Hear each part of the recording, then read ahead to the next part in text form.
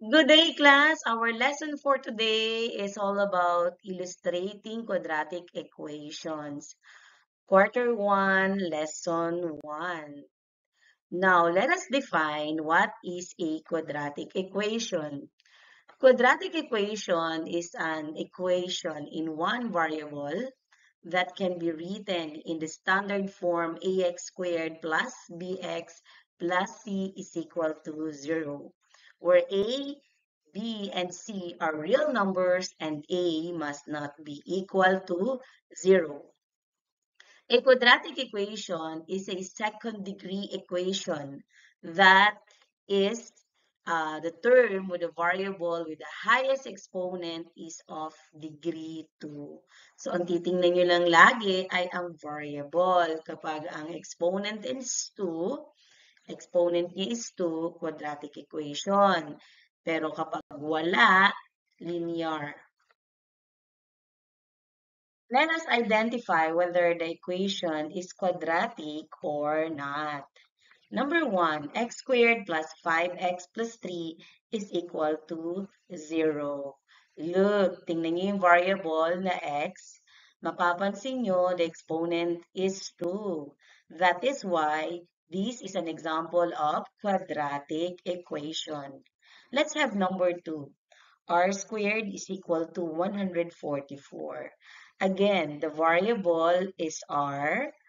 Anong nakita nyo? The exponent is still 2. So, meaning the given equation is a quadratic equation. For number 3, x cubed minus 7x plus 9 is equal to 0. Ang variable natin x, merong exponent na 3.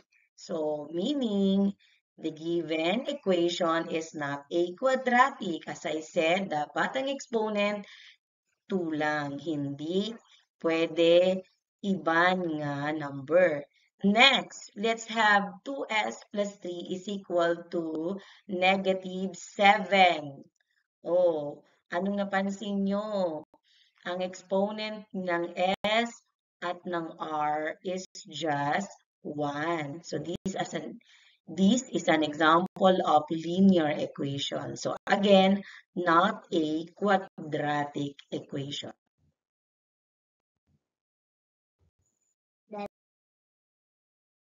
Identify which of the following equations are quadratic and which are not. Okay, let's have number 1. 3m plus 8 is equal to 15. Of course, not a quadratic. Since m, which is the variable, ang exponent niya, wala naka-indicate, meaning 1 lang. Number 2, quadratic. The exponent of the variable x is 2. Number 3, not quadratic. Ang variable natin na x, ang exponent niya, 1 lang. Number 4, again, quadratic because the exponent ng ating variable na t is also 2. Number 5, also quadratic.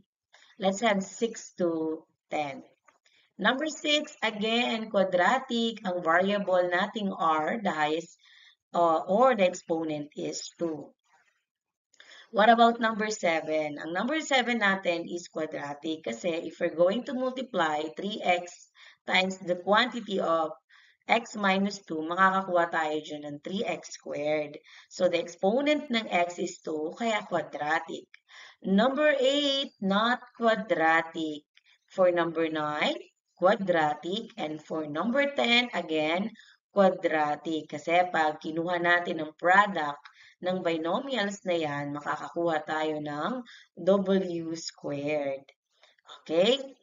Next, let us proceed to our next, which is the standard form of quadratic equation. Ano nga ba ang standard form ng quadratic equation? Sa definition kanina, na-discuss na natin ng standard form ng quadratic equation is ax squared plus bx plus c is equal to 0. So, this is the quadratic term. Ang exponent ng variable natin is 2. the linear term, yan, kasi ang exponent ng variable natin dyan, 1 lang. At sa constant term, walang kasamang variable si constant term. It's just a number alone, constant term. Now, examples of quadratic equation in standard form. And we will identify the value of A, B, and C. Yan. Dapat kasi lagi siyang nasa standard form. Nasa ax squared plus bx plus c for us to identify the value of A, B, and C. Since ang number 1 is already in standard form, we can easily identify the value of A, B, and C. A is 2, B is 5, and C is 3. Yun yung number yon na kasama ng variables. At ang panguli, constant term, just the number alone, pero include the sign. Kung naka-indicate dyan negative, then you have to write negative. Next, number 2. Kapag hindi naman nakasulat in standard form, all you need to do is find the product muna and arrange in standard form. For example, so number 2, you have 3x times the quantity of x minus 2 is equal to 10. Ang gagawin lamang natin dyan is distributive property. So 3x times x is equal to 3x squared. And 3x times negative 2 equals negative 6x is equal to 10. Dapat ang matitira sa right side, class, is 0. So, para mag-0, kailangan mag-add tayo ng kanyang inverse, which is negative 10. Kaya naman, we will have 3x squared minus 6x minus 10 is equal to 10 minus 10. Ang 10 minus 10, magiging 0 yan. Kaya, meron na lamang tayong 6x squared minus 6x minus 10. So, madali na nating ma-identify si A, which is 3, B is negative 6, and C is equal to negative 10. Quadratic equations in factored form. So, what will you do kapag ang quadratic equation nyo or ang equation nyo is not written in standard form, which is written in factored form, like this one. The quantity of x minus 4 times the quantity of x plus 5.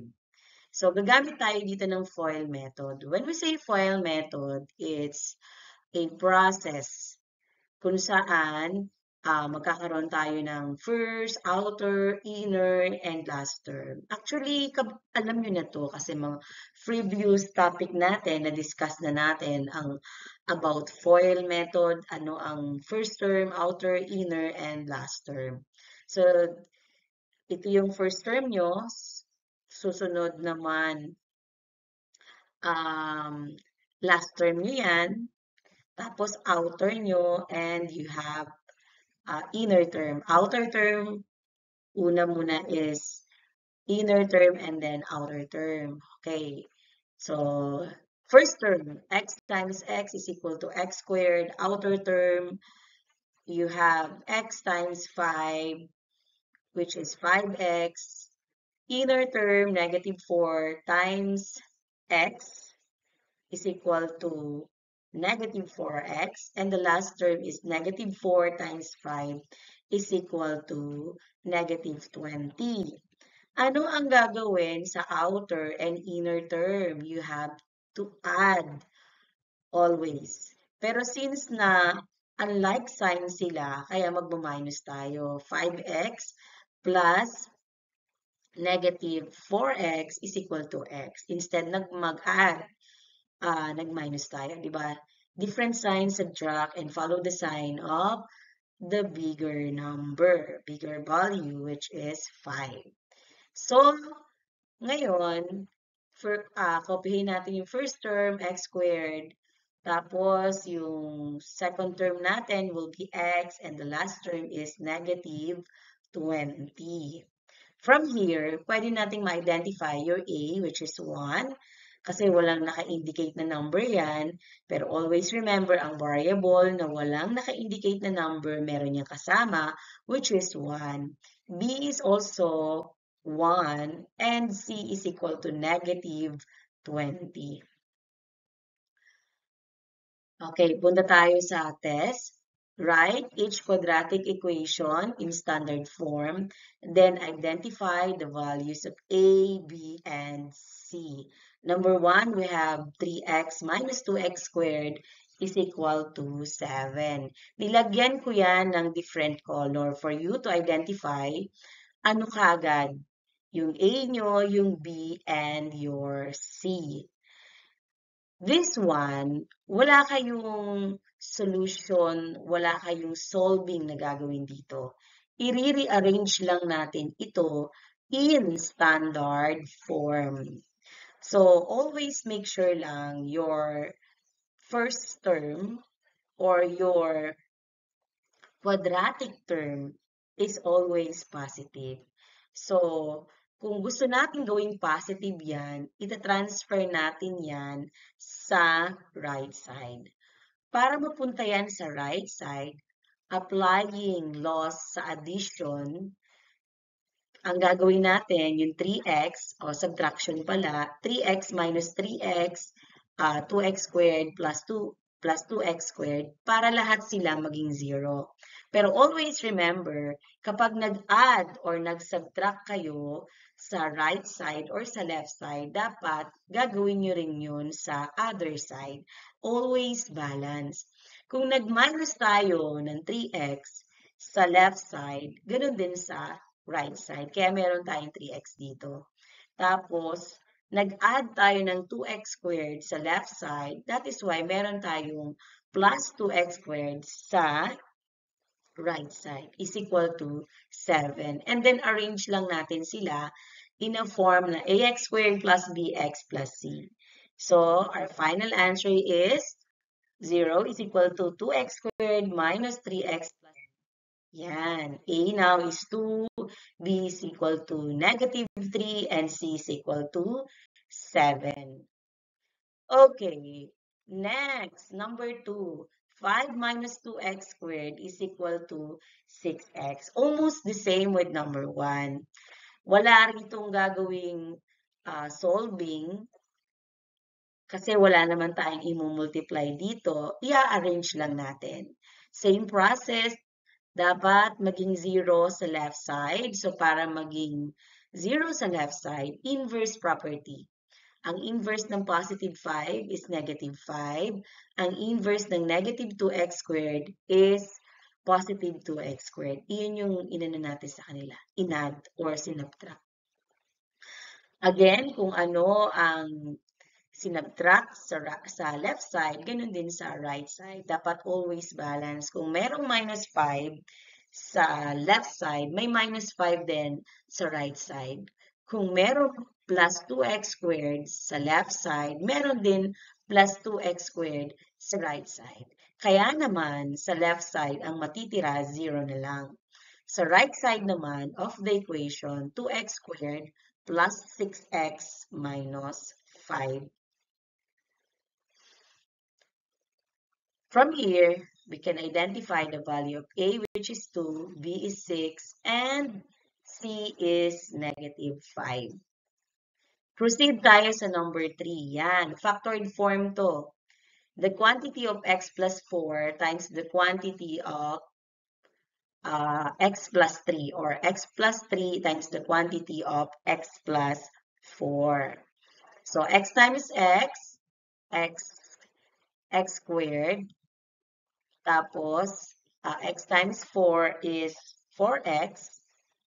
3 times x is equal to 3x. And 4 times 3 is equal to 12. Dinagdagan ko lang dito ng box method. Nang sa ganun, mas visible sa inyo yung ginawa nating pag-multiply ng binomials. So, ang naging answer natin, again, ang outer and inner term, i-add natin sila. Since napareha sila ng sign, same sign, add the number and keep the sign. So, our answer will be 7x. 3x plus 4x is equal to 7x. Anong answer natin? Copy the first term or the quadratic term, which is x squared.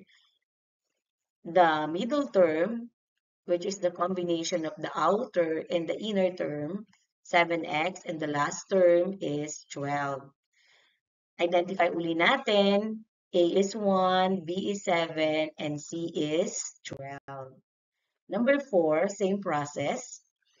We have the quantity of 2x squared, 2x plus 7 times the quantity of x minus 1 is 0.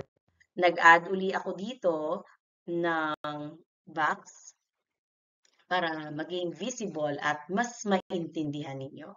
So 2x times x, 2x squared. 2x times negative 1 is equal to negative 2x. 7 times x is equal to 7x. And 7 times negative 1 is equal to negative 7. Anong gagawin sa outer and sa inner term or sa middle term natin? Add negative 2x and 7x. Since different signs, subtract, follow the sign of the bigger value, which is 7x. Yan. Kaya meron tayong 5x. Negative 2x plus 7x is equal to 5x.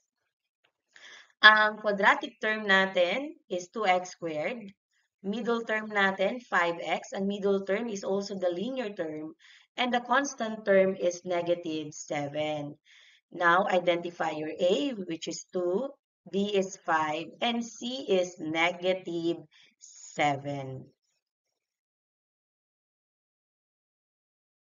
Write each quadratic equation in standard form, then identify the values of A, B, and C. Number 5, we have the quantity of x plus 7 and x times the quantity of x minus 7 is equal to negative 3x. Yung previous example natin is equal to 1 lang. Pero this time, meron ng minus 3x or negative 3x.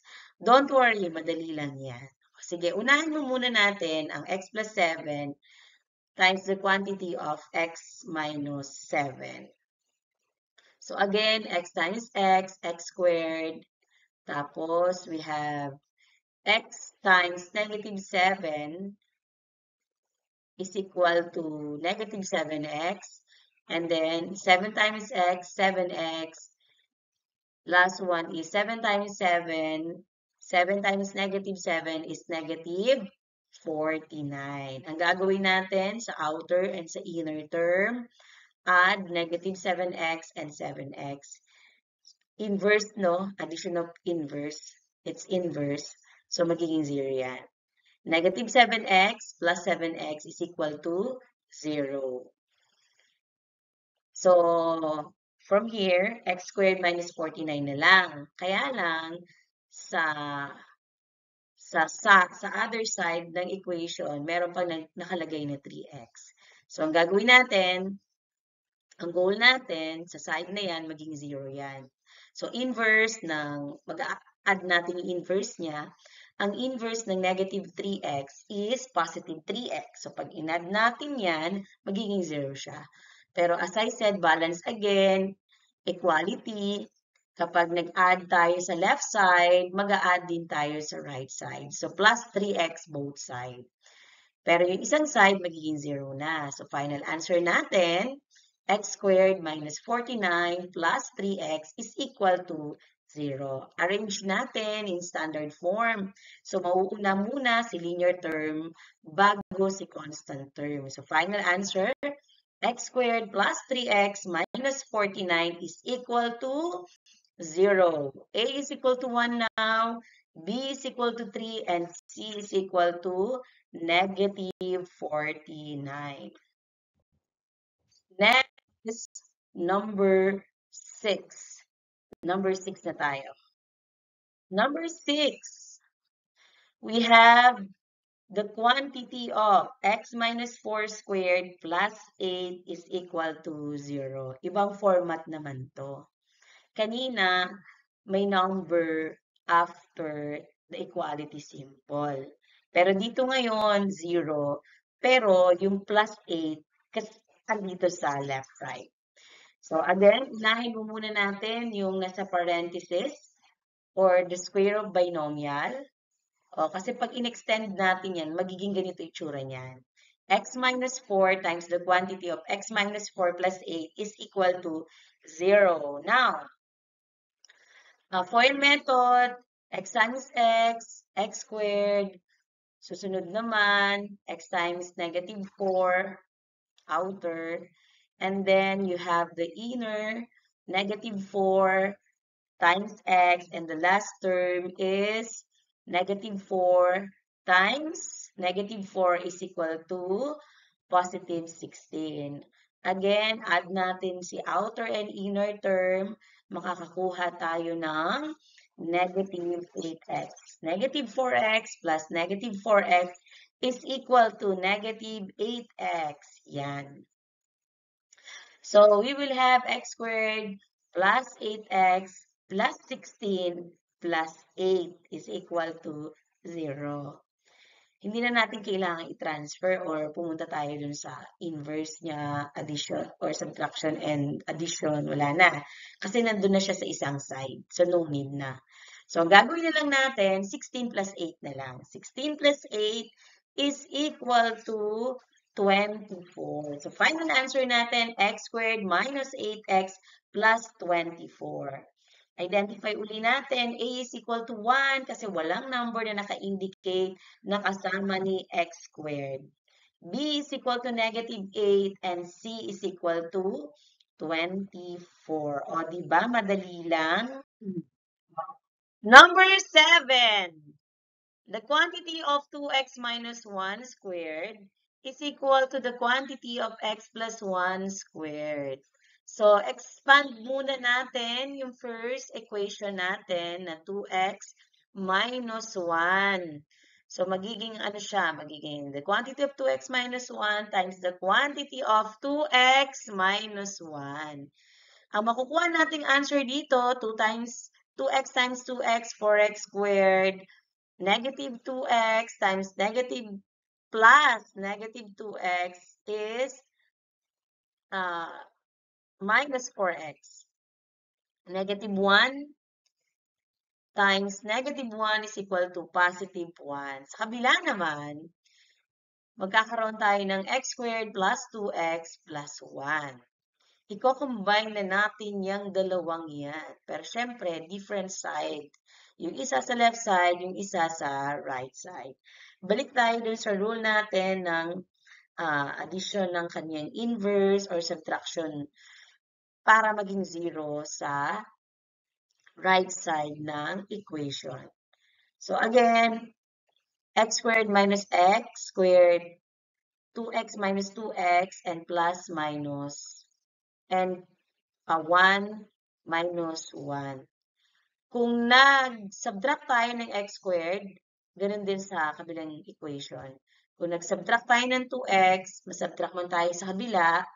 Kung nag-subtract tayo ng 1, mag-subtract din tayo ng 1 sa kabila. So, 4x squared minus x squared, we will have 3x squared. Minus 4x minus 2x is equal to 6x. Or minus 6x, and plus 1 minus 1 is equal to 0. Final answer, 3x squared minus 6x plus 0. Your A will be 3, B is equal to negative 6, and C is equal to 0. Number 8, the quantity of x plus 2 squared is equal to 3x plus 2. Unahin mo muna natin ang the quantity of x plus 2 squared. Pag in-expand natin yan, we will have the quantity of x plus 2 times the quantity of x plus 2 is equal to x squared plus 4x plus 4. Andiyan yung, ano natin, yung table natin sa gilid or yung box method natin. Bakit nakuha nating answer is x squared plus 4x plus 4. Sa kabilang side naman, distributive property lang yan, class. 3x is equal 3 times x, 3x, and then 3 times 2 is equal to 6. Sa right side ko, gagawin natin 0 yan. So, paano magiging 0? So, inverse ni 3x plus or minus natin ng 3x plus 6, magmaminus tayo ng 6. So, para maging 0 silang lahat. Pero, since na nag-minus tayo sa right side, magmaminus din tayo sa left side. Kung nag-minus tayo ng 3x, sa kabila, 3x din, nag-minus tayo ng 6, magmaminus din tayo ng 6. So, final answer natin, we will have now x squared plus 4x minus 3x plus 4 minus 6. X squared plus x minus 2 is equal to 0. Yan. A is equal to 1, B is equal to 1, and C is equal to negative 2. Mapapansin nyo, iniba ko yung color ng mga numbers para ma-identify nyo na ibang side sila ng galing. Number 9 na. Yan. 2x times the quantity of x plus 4 is equal to x minus 3, x minus 3. Unahin muna natin yung nasa left side ko, which is 2x times the quantity of x plus 4, magiging 2x squared plus 8x. Distributive property lang yan. 2x times x, 2x squared, 2x times 4, 8x. Yan. Sa kabila naman, again, square of binomial to. So, x times x squared, negative 3x, negative 3x, plus negative 3x is equal to 6x. Negative 3 times negative 3, positive 9. Now, i-combine natin sila. Kung mapapansin nyo, different color again. So, since na mas mataas ang 2x squared sa kabilang side ng equation, kaya yung nasa blue ang gagawin nating 0. Para maging 0 sila, minus lang tayo. X squared minus x squared, 0 na yan. 6x plus 6x, kasi negative, minus 6x. So, inverse niya, plus 6x, para maging 0 na rin siya. Tapos naman, si 9 naman, minus 9, magiging 0 yan. Kung ano yung in-add natin or subtract, ganun din sa right side of the equation.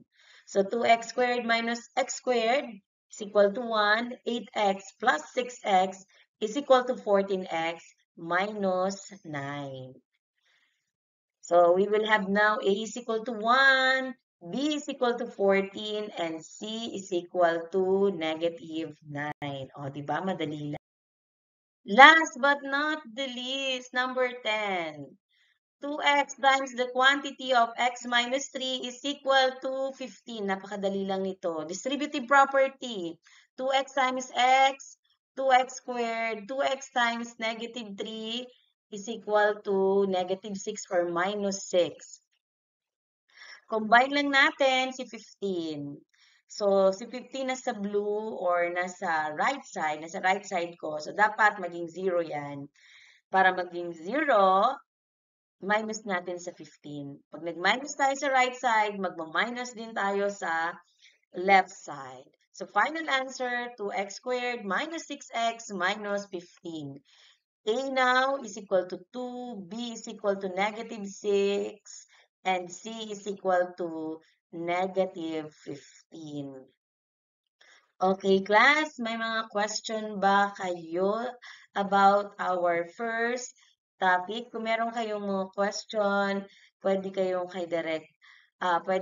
direct na question sa messenger natin or sa group chat natin or comment down below kung meron kayong mga question or clarification. At hope na paulit-ulit nyo lang panoorin nang sa ganun mas maintindihan nyo ang standard form ng quadratic equation and how to identify the values of A, B, and C. I just want to leave this quote mula kay Abraham Lincoln. Sabi niya, the best way to predict the future is to create it. Meaning, kayo ang magde-declare ng future nyo. At nagsisimula ito ngayon. Kung paano nyo pagpahalagahan ang pag-aaral nyo at ang buhay nyo. So class, see you sa school na lang. Ingat kayo lagi. Bye!